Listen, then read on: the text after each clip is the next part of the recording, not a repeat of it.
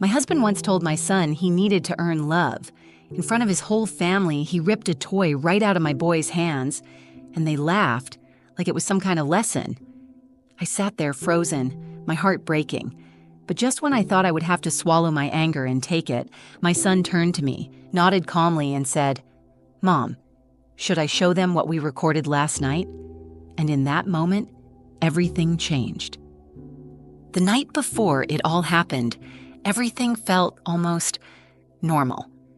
It was a Friday evening and the living room buzzed with the low hum of conversation.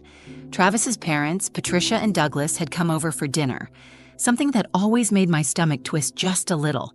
The tension wasn't new. It was just one of those heavy things that hung in the background, unspoken but sharp enough to feel. Still, I tried. I always tried. I lit a few candles, cooked Travis's favorite, roast chicken with rosemary, and even let Mason pick out a dessert at the grocery store earlier that afternoon.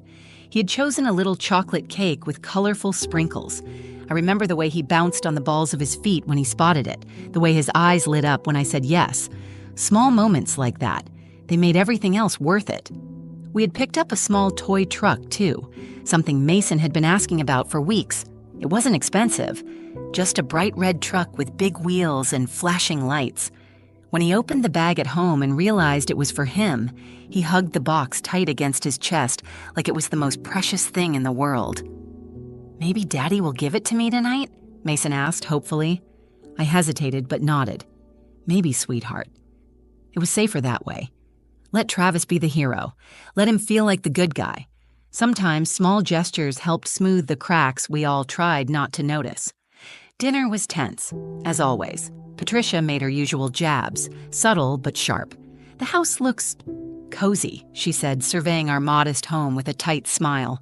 Douglas grunted in agreement, fiddling with the salt shaker like it was the most interesting thing in the room. I kept my head down, smiling where I needed to, laughing politely at things that weren't funny. Mason stayed close to me, sensing the undercurrents in a way only children can. After dessert, Travis pulled Mason onto his lap, handed him the shiny red truck, and said with a chuckle, "Here you go, buddy." Mason's face lit up like Christmas morning. He threw his arms around Travis's neck in an eager hug, clutching the toy with pure, unfiltered joy. For a fleeting second, something warm bloomed in my chest. Maybe, just maybe, tonight would be different. But the moment didn't last.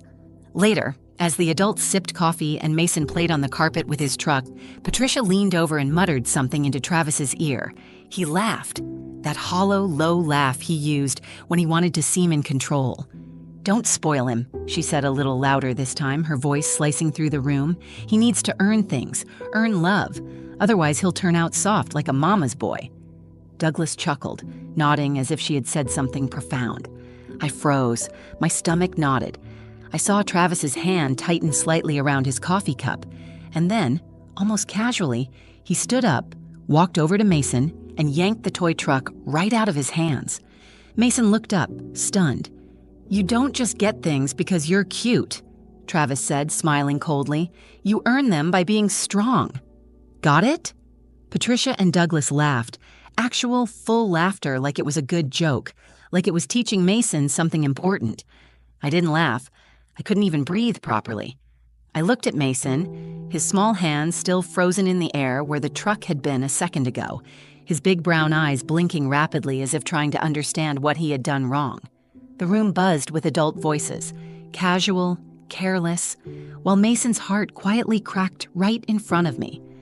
I reached for his hand under the table, squeezing it, anchoring him, even as my own world tilted.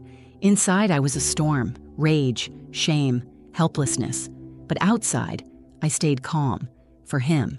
And that's when Mason, still holding my hand, leaned closer and whispered, just loud enough for me to hear, "Mom, should I show them what we recorded last night?" Turned to him, startled, my mind racing. The recording, I had forgotten all about it. The night before, while cleaning up after dinner, I had left my phone recording on accident. It captured every casual cruelty, every mocking word they thought Mason was too young to understand. I squeezed his hand back, heart pounding. This wasn't over, not by a long shot. The air in the living room turned heavy, like someone had pulled all the warmth out and left only this brittle, sharp tension behind. Mason sat beside me, his little fingers still curled tightly around mine. His new truck lay abandoned on the coffee table where Travis had tossed it without a second thought, as if it were a piece of trash instead of the treasure Mason had believed it was just moments before. I could feel every set of eyes in the room pressing down on us.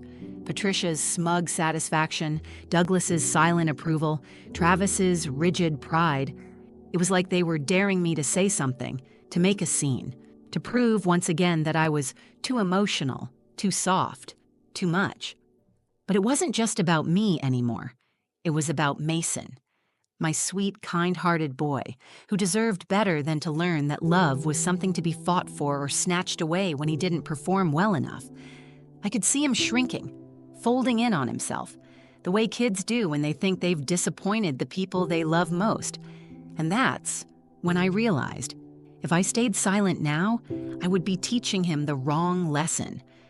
I would be teaching him that the people who hurt you the most get to walk away without consequence, that you have to swallow your pain to keep the peace, that love is conditional, something you can lose the moment you're not good enough. And I couldn't do that to him.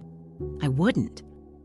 Mason tugged gently at my sleeve, tilting his head toward the phone I had left charging by the window. "Mom," he whispered again, a little louder this time. "Should I show them what we recorded last night?" I could feel Travis stiffen across the room. Patricia's smirk faded slightly. The mood shifted, from amusement to suspicion prickling under the surface. "What's he talking about?" Travis asked, forcing a chuckle that didn't quite reach his eyes. I swallowed hard, heart thundering in my chest. "You know," I said calmly, lifting my gaze to meet Travis's. "That little conversation you had with your parents after dinner last night, the one where you thought Mason was asleep." Travis's face darkened. Patricia sat up straighter, adjusting the collar of her sweater. Douglas pretended to check his watch, suddenly very interested in the time.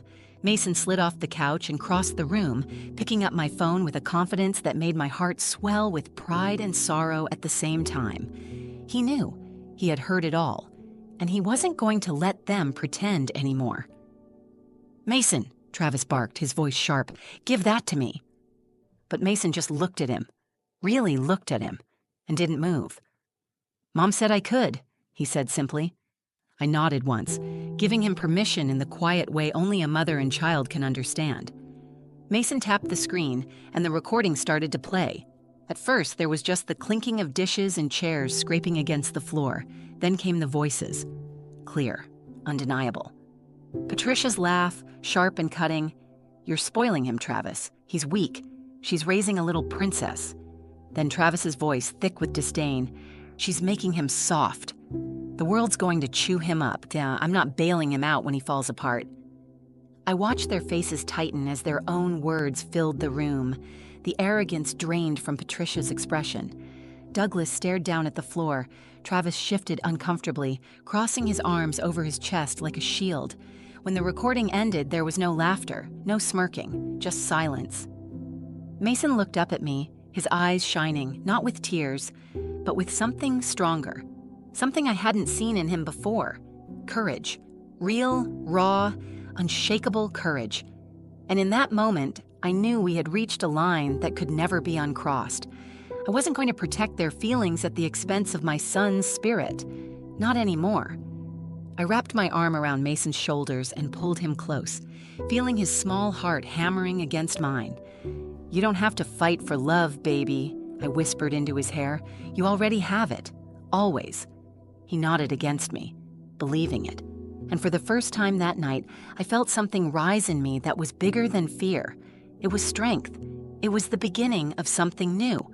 And I wasn't going to let them steal it from us. Not ever again. The room sat in stunned, uncomfortable silence. The only sounds were the faint ticking of the clock above the fireplace and Mason's soft breathing against my side. Travis stood stiffly by the coffee table, arms crossed so tightly his knuckles turned white. His parents shifted in their seats, each of them looking everywhere but at me or Mason. They weren't used to being called out, certainly not by a 7-year-old with a backbone stronger than they ever expected. I could feel the moment hanging there, teetering. There was still time to back down, to smooth it over with a fake smile, a rushed apology, To pretend this hadn't happened, that was the Carter way. Ignore it, bury it, pretend everything was fine. But I wasn't a Carter, and Mason deserved better. So I made a decision, not in anger, but in absolute unwavering clarity. I stood up, still holding Mason's hand. I faced Travis fully, my voice steady but unmistakably firm. "We are not doing this anymore," I said quietly. "We are not raising our son to believe he has to earn love or approval. He is enough exactly as he is." Travis's jaw clenched. "You're making him weak," he snapped. "The world's not going to hand him trophies for breathing, Lena." I could hear Patricia muttering under her breath, something about spoiling and soft boys who can't handle real life. But I didn't flinch. I didn't argue. I didn't plead for understanding, not this time. Instead, I dropped to one knee so I was eye level with Mason. I brushed the hair from his forehead and looked him squarely in the eyes, making sure my words would etch themselves into his heart forever. "You don't have to be anything other than yourself to be worthy of love, Mason," I said. "You don't have to be tougher. You don't have to be colder. You just have to be you." His little face crumpled, but not from sadness, from relief, from knowing that someone was standing up for him, with him. He threw his arms around my neck and squeezed with all the strength his small body could muster. Behind me, I heard Travis scoff. "Unbelievable," he muttered. I turned then, standing tall again, but this time holding Mason's hand even tighter. "You can believe whatever you want, Travis," I said, my voice cutting cleanly through the tension. "But you won't teach my son that cruelty is strength. You won't teach him that love is a prize he has to win." For a moment, Travis looked like he might argue, but something in my face must have stopped him. Or maybe, just maybe, he realized he was already losing. I bent down, picked up the toy truck from the coffee table, and placed it back into Mason's arms. "This belongs to you, honey," I said, "and it always did." Mason clutched it to his chest, his eyes shining. I turned to Travis's parents then, feeling no fear, no shame. "You laughed tonight because you thought hurting a child made you strong," I said, my voice unwavering. "But it doesn't. It just shows how small your love really is." Patricia's mouth opened as if to protest, but no sound came out. Douglas shifted uncomfortably in his chair, suddenly finding the floor fascinating. I didn't wait for a response. Without another word, I guided Mason toward the front door. His little fingers slipped easily into mine, trusting me completely. As we reached the doorway, Mason glanced back once, not with anger or bitterness, but with a quiet kind of victory shining in his eyes. It wasn't loud, it wasn't dramatic, but it was real, and it was enough. When we stepped outside, the cool evening air wrapped around us like a balm. Mason looked up at the stars just starting to peek through the sky and grinned. "Mom," he said softly, squeezing my hand, "we're the strong ones, right?" Tears prickled at the corners of my eyes, but I smiled through them. "The strongest," I said, "because true strength isn't in cruelty. It's in kindness that doesn't bend. It's in love that doesn't disappear the moment it's tested."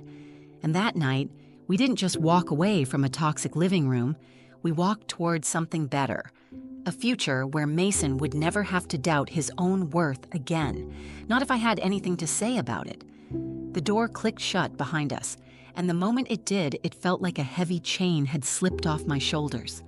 The cool night air kissed our skin as Mason and I stood silently on the porch for a moment, just breathing it in.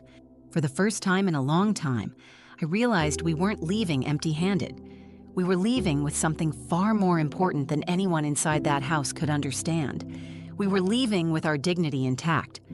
Mason clutched his red toy truck to his chest like it was a trophy. In a way, it was. Not because it was expensive or flashy, but because it was a reminder that he mattered, that he was seen, that love was not something to be won or snatched away, but something he carried inside him simply because he existed. As we stepped down the porch steps toward the driveway, the porch light cast long shadows behind us. I glanced down at Mason, his face tilted up toward the stars, a small, satisfied smile playing on his lips. I could see it then. Not just the boy he was, but the man he would one day become, a man who would know his own worth, a man who wouldn't accept love with strings attached, a man who would be strong in the ways that mattered, kind, compassionate, resilient. As we reached the car, Mason turned to me and said in that small but sure voice of his, "Mom, we don't have to go back there anymore, right?" I knelt down in front of him so we were eye to eye, placing my hands gently on his small shoulders. "No, sweetheart," I said. "We don't have to go back." His whole body relaxed. It was like I could physically see the tension melt away from him. A boy who had been carrying the heavy weight of grown-up disappointment for far too long. He deserved better, and he would have it, starting now. I opened the car door and helped him climb into his seat, making sure his toy truck was tucked safely beside him. As I buckled him in, he grinned up at me and said, "Can we go get ice cream?" I laughed, a real laugh, the kind I hadn't felt bubbling up inside me in months. "Absolutely," I said. "Double scoops, whatever you want." As we pulled out of the driveway, I caught one last glimpse of the house in the rearview mirror. The harsh porch light, the stiff figures still visible through the front window, the heavy air of pride and bitterness hanging around them like smoke. I didn't feel regret. I didn't feel guilt. I felt free. And Mason, sitting in the back seat, singing softly to himself as he played with his truck, was free too. Free from believing he had to twist himself into something he wasn't to be loved. Free from the cruel idea that toughness was better than tenderness. Free from the kind of love that had limits, rules, and cold, invisible walls. We pulled into the small ice cream shop downtown, the one with the twinkling fairy lights strung across the windows. Mason chose chocolate chip cookie dough with rainbow sprinkles, and I picked mint chocolate chip, like I always did. We sat on the curb outside, our legs swinging, sticky fingers holding melting cones, and for the first time in what felt like forever, there was no weight pressing down on us, only laughter, only lightness. Mason leaned against my shoulder, his voice muffled around a mouthful of ice cream. "I'm glad we left, Mommy," he said. I kissed the top of his head, feeling tears prick the corners of my eyes, not from sadness, but from overwhelming gratitude. "I'm glad too, baby," I whispered, because sometimes the most powerful thing you can do isn't to fight harder to stay where you're not wanted. It's to walk away. With your head high, your heart whole, and your hand firmly holding the one you love most. And sometimes, the strongest stand you can make is simply refusing to stay small. That night wasn't just the end of one chapter. It was the beginning of another. One where Mason would always know he was enough. And as the stars glittered above us and the ice cream dripped down our wrists, I silently made a promise. No matter who tried to tell him otherwise, no matter how loud the world got, Mason would always have one voice, mine, reminding him that he was loved, completely, unconditionally, forever. When we got home that night, Mason was half asleep in the back seat, the toy truck tucked under his arm like a favorite stuffed animal. His cheeks were still a little sticky from the ice cream, and his shoelaces trailed loose as he stumbled sleepily toward the front door. I watched him as he walked, small but steady, and something inside me shifted permanently. It would have been easy, so easy, to keep pretending, to keep swallowing the little cuts and the offhand cruelty just to keep the peace, to tell myself that Travis didn't really mean it or that Patricia's coldness was just old-fashioned tough love. But seeing Mason tonight, seeing his small voice rise up, seeing him stand against what wasn't right even when the room was against him, made it all so clear. The peace I was keeping wasn't peace at all. It was silence. And silence sometimes is the most dangerous betrayal. I tucked Mason into bed that night, pulling his blankets up to his chin. He was already drifting off, his breathing slow and even, but just before he slipped into sleep, he whispered, "I love you, Mom." Tears filled my eyes, but I kept my voice steady. "I love you too, Mason. Always." It wasn't just a bedtime ritual anymore. It was a promise, a shield, a truth he would never have to earn no matter who tried to tell him otherwise.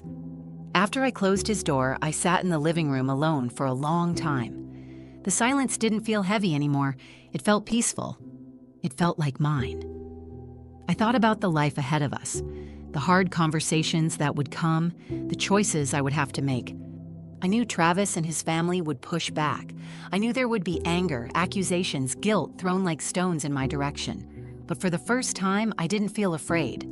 I felt ready, because protecting Mason's spirit, his kindness, his softness, his belief that love wasn't something you earned, but something you deserved, was more important than any uncomfortable family dinner or strained marriage. In the weeks that followed, I started making changes. Small at first. Boundaries laid out clearly and firmly. No more unannounced visits from Patricia and Douglas. No more leaving Mason alone in situations where his heart might be bruised without anyone noticing. No more apologies for choosing his emotional safety over outdated ideas of toughness. And bigger changes too. Counseling appointments? Hard conversations with Travis that ended with more silence than solutions. Plans quietly forming in the background for a life where Mason and I could breathe freely every single day, not just after escaping toxic evenings. It wasn't easy. It wasn't perfect, but it was ours. And it was real. Mason flourished in ways I hadn't even realized he was holding back before.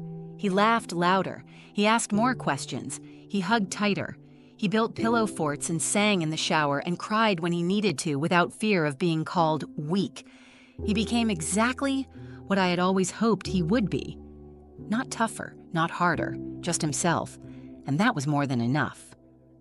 One night, a few months later, Mason and I were making peanut butter and jelly sandwiches in the kitchen when he looked up at me suddenly, grinning wide. "Mom," he said, "I'm really glad you're my mom." I blinked, caught off guard, my heart swelling so big it felt like it might burst. "I'm really glad too, buddy," I said, ruffling his hair. "You know, you're pretty amazing just the way you are." He giggled and went back to smearing jelly with reckless abandon, completely at peace. And I realized that's all any child ever needs to hear. Not that they have to be stronger, not that they have to be tougher. Not that love is a prize hanging over their heads, waiting for them to earn it. Just that who they are, soft, messy, kind, imperfect, is already perfect. And if that made me too soft, if it made him too gentle for some people to understand, then we were proud to be soft, proud to be gentle, proud to be exactly who we were. Because real strength isn't built by cruelty, it's built by love. And that was a lesson I would fight to teach Mason every single day for the rest of my life. There's something you learn the hard way when you choose to walk away from the people who try to tear you down. At first, it feels lonely, unsettling. You question yourself, wondering if maybe you were too sensitive, too protective, too much. But with time, with love, with healing, you realize something powerful. You were never too much. You were just too bright for people still trapped in their own darkness. And that's okay. Not everyone will understand the kind of love that doesn't come with conditions. Not everyone will appreciate the kind of strength that stands quietly, without shouting or striking back. Not everyone will celebrate softness, gentleness, kindness. But those who matter will. Those who matter will see your heart. And they will protect it like it's something precious, not something that needs to be hardened or hidden. That's the future I chose for Mason. A future where his heart would be a strength, not a weakness. Where he would know, without question, that he is worthy of love exactly as he is. No performance required, no tests to pass, no approval to beg for. And if there's something I want you to take away from our story today, it's this: you don't have to earn love. You were already born deserving it. If someone in your life makes you feel like you have to fight for their kindness, if they measure your worth in achievements, toughness, silence, if they make you feel small when you're just trying to be yourself, you don't have to stay at their table. You are allowed to stand up, take your love with you, and build a new table, one filled with warmth, compassion, and people who get it. It's not always easy. Sometimes it feels like walking through a storm without a map, but the peace waiting for you on the other side, it's bigger than you can imagine. It's laughter over melting ice cream. It's tiny hands holding onto yours without fear. It's quiet nights where love wraps around you like a warm, safe blanket. It's freedom. And it's yours, if you're brave enough to choose it. Tios. You know, if this story touched you, if it reminded you of your own strength or the battles you've fought for your children, your younger self, or even your current self, please let me know. Hit the like button. It helps others who might need this reminder to find it too. Leave a comment. I would love to hear your story. Have you ever had to walk away from a toxic situation to protect your heart or your family? Have you ever been told you were too soft when really you were just strong in all the ways that matter? Share it with me. You are not alone here. This is a space for real stories, real hearts, real healing. Share this video with someone who needs to hear it. You never know who might be struggling to believe that they are enough, just as they are. And if you'd like to hear more real stories about love, resilience, and finding your own voice, subscribe to the channel and join this little community we're building. It's a place where softness is celebrated, kindness is strength, and no one has to earn their seat. Thank you for spending this time with me today. Thank you for listening to our story. Thank you for choosing love for yourself, for your family, for the world. And always remember, strength isn't about how hard you become. It's about how much you're willing to stay soft in a world that tries to harden you. You are enough, exactly as you are, and you always have been.